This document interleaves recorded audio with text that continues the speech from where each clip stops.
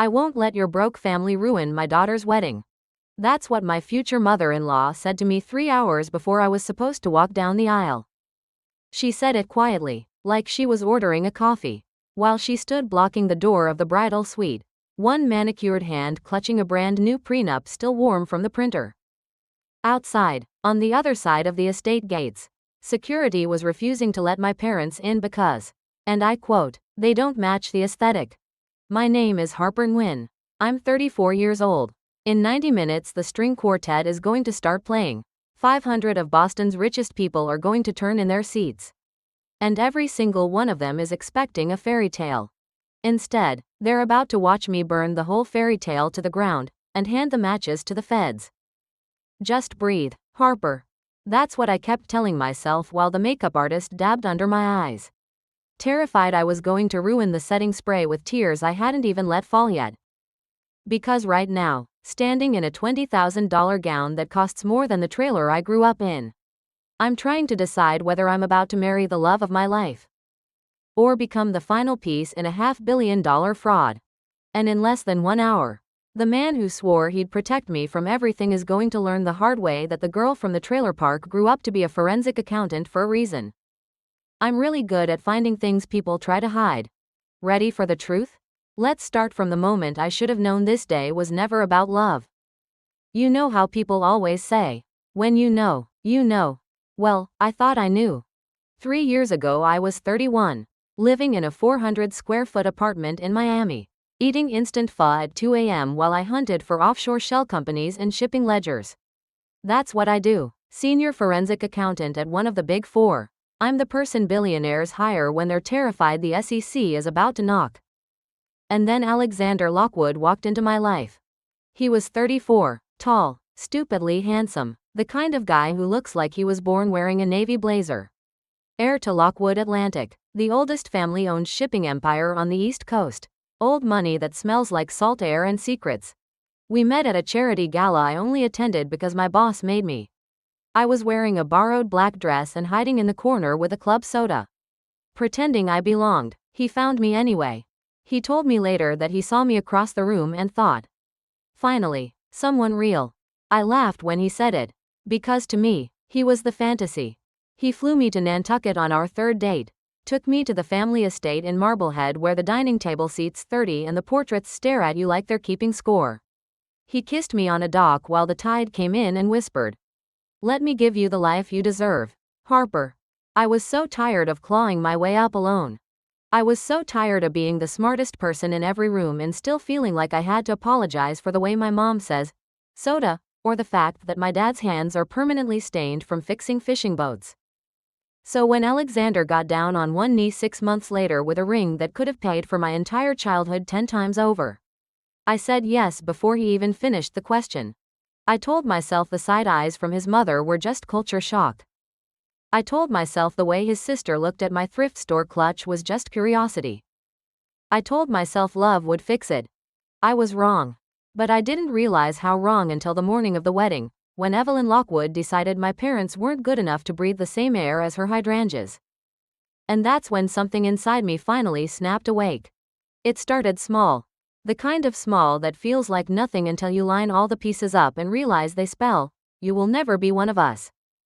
The first time I brought my parents to Boston, Alexander rented the private dining room at L'Espalier, white tablecloths, 7 forks, the whole thing. My mom wore the red dye she saves for Ted. She looked like a flame walking in. My dad had bought a new blazer from JCPenney. Still had the tag tucked inside the sleeve because he was scared to cut it off and ruin the new look. Evelyn stood up to greet them. She smiled the way people smile at dogs that might bite. Charmed, she said, shaking my mom's hand like it was contagious. Then she looked at the bottle of fish sauce vinaigrette my mom had proudly brought as a gift and actually asked the waiter to take this to the kitchen. Please. My mom's face went so red I thought she'd cry right there. Alexander squeezed my knee under the table and whispered, Mom's just particular about pairings. I swallowed it. Then came the engagement party at the Lockwood Yacht Club. Evelyn pulled me aside and said, Darling, for the wedding, maybe suggest your mother stick to neutrals? Creams, beiges, bright colors photograph so harshly. I laughed it off. Told my mom it was just about the palette. My mom spent 3 weeks dyeing her favorite dye as sad. Washed out taupe because she didn't want to embarrass me. I swallowed that too. Every time I tried to say something, Alexander had the same calm, reasonable tone. Babe, you're reading into it. Mom grew up different. She's trying to help you fit in. She loves you. She just shows it in her own way. You're being sensitive because money still makes you uncomfortable. And the worst part? I started to believe him. I started apologizing for my own accent when I got excited. I started wearing pearl studs because diamonds can look trying too hard. I started laughing along when Alexander joked at dinner parties that he rescued me from a life of 2-for-1 coupons. I told myself this was the price of admission. That once I was officially a Lockwood, the judgment would stop. Once I had the ring, the name, the life, they'd finally see me. But the morning of the wedding, Evelyn made it crystal clear. I was never going to be a Lockwood. I was a diversity checkbox with an expiration date. And that's when the girl who grew up eating rice with fish sauce because it was all we had decided it was time to remind them exactly who they'd invited to dinner. You still with me? Because this is where it gets ugly, and then it gets beautiful. Just wait. It was 2:17 a.m. the night before the wedding and I couldn't sleep. The Lockwood guest cottage was silent except for the ocean outside and the screaming inside my head. I was lying in a bed that probably cost more than my dad's boat. Wearing silk pajamas Alexander had monogrammed for me, staring at the ceiling and trying to figure out why my stomach felt like it was full of broken glass. Then my phone lit up on the nightstand. One new email. Sender: phoenixrising@protonmail.com. Subject: read this before you become Mrs. Lockwood. I almost deleted it, thought it was some jealous ex or a sick prank. But the preview line stopped my heart. Check Section 14 Family Conduct and Cooperation Clause. I sat up so fast the room spun. I opened the attachment. It was our prenup, but not the one I'd signed 6 months ago.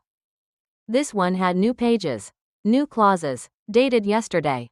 And there it was, in black and white. In the event that the party of the second part, Harper Nguyen, or any member of her family of origin causes social discomfort, reputational harm, or becomes the subject of negative media attention, all marital assets revert solely to the party of the first part. Furthermore, the party of the second part agrees to refuse any and all requests for testimony or cooperation with regulatory bodies investigating Lockwood Atlantic or its subsidiaries, under penalty of $50 million in liquidated damages. I read it 3 times before the words stopped swimming. Then I opened the second attachment, an audio file. I pressed play and Alexander's voice filled the darkroom. Lazy and laughing. Recorded 2 weeks ago. Harper's perfect. Smart enough to make us look progressive. Grateful enough not to ask questions. The board loves the optics. Poor immigrant girl turned forensic superstar. After the IPO we trigger the family clause. Blame the stock dip on her chaotic background. And she walks away with nothing. By the time anyone digs into the shipping manifests, we'll be untouchable in the Caymans. Another voice, CFO Tristan, chuckled.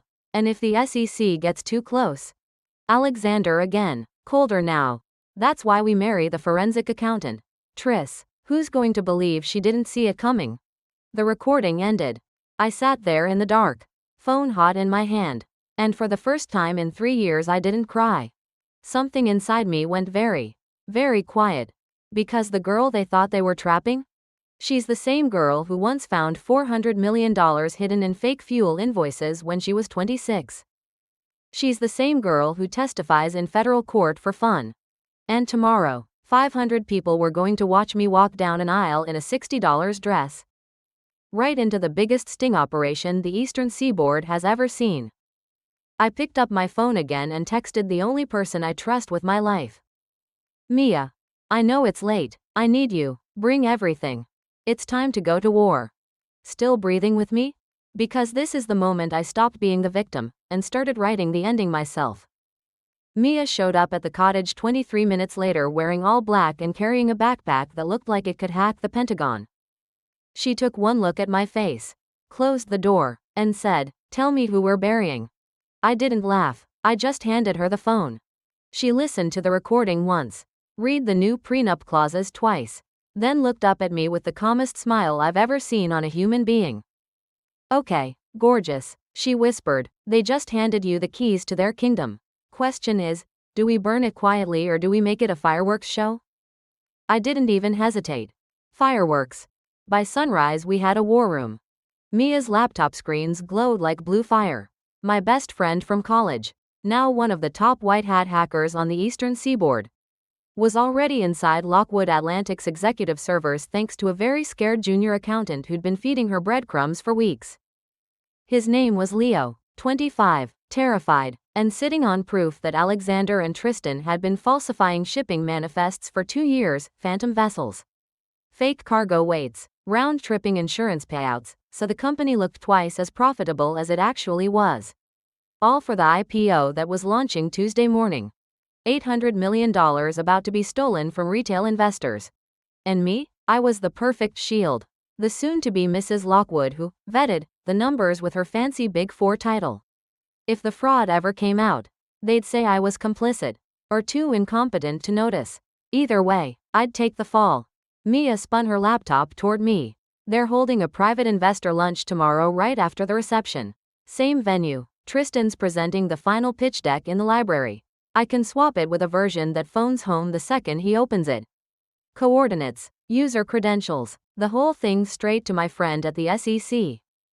I stared at the screen, then at the prenup, then at the red-out die hanging in the corner, the one my mom had dyed beige and then quietly dyed back to fire engine red when I wasn't looking. I took a slow breath. Give me 4 things, I said. 1. Disappearing ink pen. 2 hours, then gone. 2. I need the marriage license pulled from the county system before noon. 3. Venue contract addendum that makes me, not Lockwood Atlantic, the paying client of record. 4. Tomorrow I want every camera in that ballroom recording in 4K. Mia grinned like a wolf. Already done, babe. I was hoping you'd choose violence. I looked out the window at the first pink of dawn over the ocean and felt something settle in my chest, something ancient and furious and finally free. Tomorrow I was going to smile for the cameras. I was going to let Evelyn think she'd won. I was going to let Alexander put a ring on my finger and kiss me like he meant it. And then I was going to introduce them both to Section 14. Right before the feds introduced themselves. Because the girl from the trailer park didn't just learn how to survive. She learned how to make empires bleed. We're halfway there, sweetheart. Hold my hand. The next part is where they realize the prey brought teeth. I walked into the bridal suite at 10 a.m. looking like the perfect, radiant bride. Inside, I was ice. Evelyn was already waiting, champagne silk suit pressed to perfection, holding the updated prenup like a winning lottery ticket. Harper, darling, she crooned, we just need one little signature and then we can all relax. I let my eyes fill. Easy when you've been rehearsing heartbreak for 3 years. I can't believe you'd do this the morning of the wedding, I whispered, voice cracking exactly on cue. She softened, just like Mia said she would. Predators always relax when the prey starts to limp.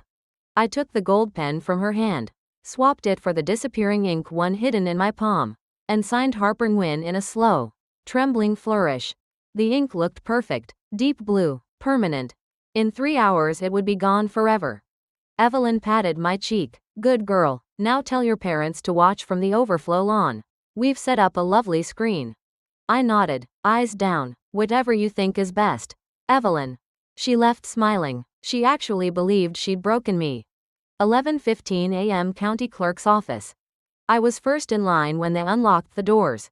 One quiet form, one stamp, one polite smile from the clerk. Marriage license application withdrawn. Legally, tomorrow I would still be Harper Nguyen.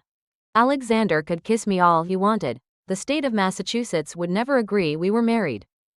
11:45 a.m. Venue manager's office.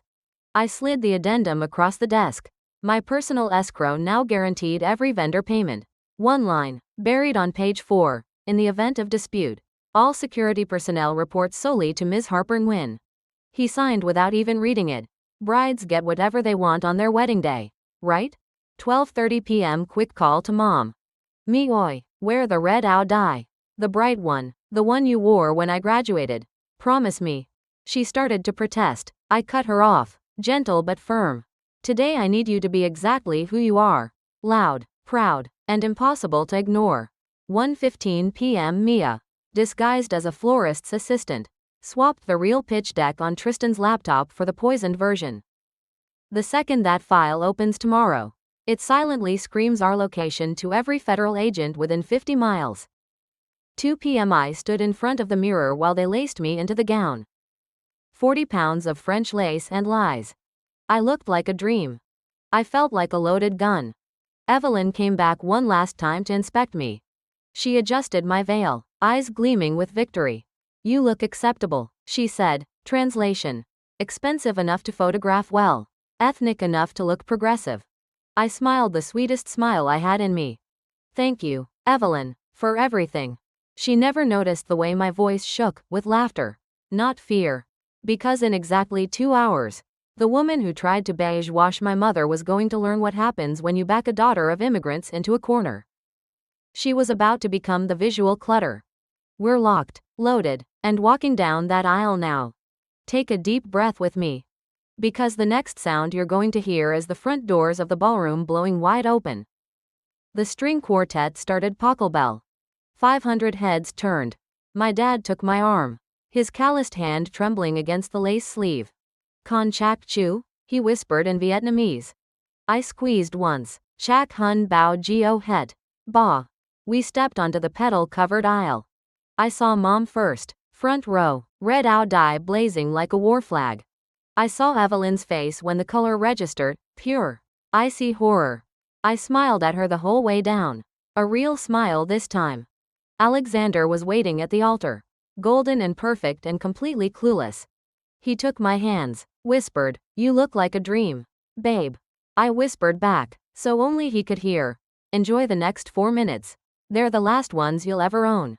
The officiant started the vows. Alexander went first, voice ringing with practiced emotion about lifting me out of struggle, giving me the world I never had. Every word a soundbite for the investors in the third row. Then it was my turn. I didn't have notes. I turned to the microphone the quartet had quietly moved center aisle for the readings. And I spoke. Alexander asked me to promise forever today. But forever is built on truth, so let me tell you the truth. I looked straight at Evelyn. 3 hours ago your mother told me, and I quote, "I won't let your broke family ruin my daughter's wedding." She blocked the door while security threatened to arrest my parents for trespassing in clothes she deemed too poor for her lawn. Gasps rippled, phones came out. I kept going, louder. She made me sign a contract that says if my family ever embarrasses the Lockwood brand, I lose everything, and if the SEC comes knocking, I have to stay silent or owe $50 million. Alexander lunged for the mic. Harper, stop. I stepped back. The screen behind the altar, meant for childhood photos, flickered alive. Mia hit play. Evelyn's voice boomed through the garden speakers. I won't let your broke family ruin my daughter's wedding. We're cutting the rope so you can float. Then Alexander's voice from the recording 2 weeks ago. After the IPO we trigger the clause and she walks away with nothing. The crowd was no longer gasping. They were frozen. I looked at Alexander one last time. I went to the county clerk yesterday. I said softly, loudly enough for every mic to catch. There is no marriage license. You're not my husband. You're just the man I'm about to put in federal prison. The back doors exploded open. Federal agents, hands in the air. 20 agents in FBI and SEC windbreakers poured in. Tristan, in the library, had just opened the poisoned pitch deck. The ping hit Monica Hale's laptop 2 miles away exactly 38 seconds ago. They moved like lightning. Alexander's face went gray as cuffs clicked around his wrists. Evelyn screamed, actually screamed, as 2 agents took her arms. I pulled the 8-carat ring off my finger and dropped it into Alexander's breast pocket while the agent held him. For your commissary, I said. Then I turned to the microphone one last time. The wedding is cancelled. But the bar is open. The food is paid for. And my mom's ow dye is the most beautiful thing in this zip code. Stay or go, your choice. And just like that, the empire cracked wide open. One more breath. The best part is still coming. The agents dragged Alexander and Evelyn past the ice sculpture. past the 5-tier cake, past the dumpsters out back. The doors slammed shut, the sirens faded into the Atlantic wind, and the ballroom went dead quiet. 500 people in pastel suits and designer gowns staring at me like I'd just performed an exorcism. I kicked off the 6-inch heels. Bare feet on cool marble never felt so good. Then I looked at my mom, tears running down her face but smiling so wide the red-out-die looked ready to catch fire. I opened my arms. She ran. Dad followed. My cousins, my tias, my little brother still in his rented tux. We crashed together in the middle of that cold, perfect ballroom like a tidal wave of noise and love and fish sauce perfume. Somebody, I don't even know who, grabbed the DJ's laptop. The elegant string quartet track cut dead, and the opening drums of Danza Kuduro hit the speakers so hard the chandeliers shook. My dad spun my mom under his arm like they were 20 again. My tia Lynn grabbed a stunned hedge fund guy and taught him how to dance in a circle. One by one, the investors who'd been side-eyeing us all weekend put down their phones, loosened their ties, and joined. I climbed onto the head table, barefoot, veil flying, and yelled over the music. Today I was supposed to disappear into someone else's name. Instead I remembered mine. Harper Nguyen, daughter of refugees, forensic accountant, and the woman who just burned $800 million of dirty money to the ground to protect the people I love. I raised a shot of tequila someone had pressed into my hand. To every kid who was ever told their family was an embarrassment. Your roots are not baggage. They're the reason you know how to survive anything. The room roared. Even the waitstaff was cheering. I looked at the wreckage of the cake, the scattered petals, the empty spot where Alexander's chair used to be, and I laughed until my ribs hurt. Because for the first time in 3 years I wasn't performing. I was home. So here's the truth they never saw coming. I didn't lose a husband today. I gained my life back. And if you're listening to this right now, feeling small because someone made you believe your family, your accent, your past, your red-out-die makes you less, hear me. You are the plot twist they never planned for. You are the storm they thought they could dress in beige and control. And one day, when they least expect it, you're going to stand in the ruins of their perfect little world and dance barefoot while it burns. Thank you for staying with me until the last note. Now drop your city or country in the comments. I want to know where the red-out-die just showed up tonight. If this story healed even one tiny crack in your heart, hit subscribe, turn on the bell, and let's keep reminding each other. We don't shrink. We bloom so bright they need sunglasses. I love you. See you in the next one.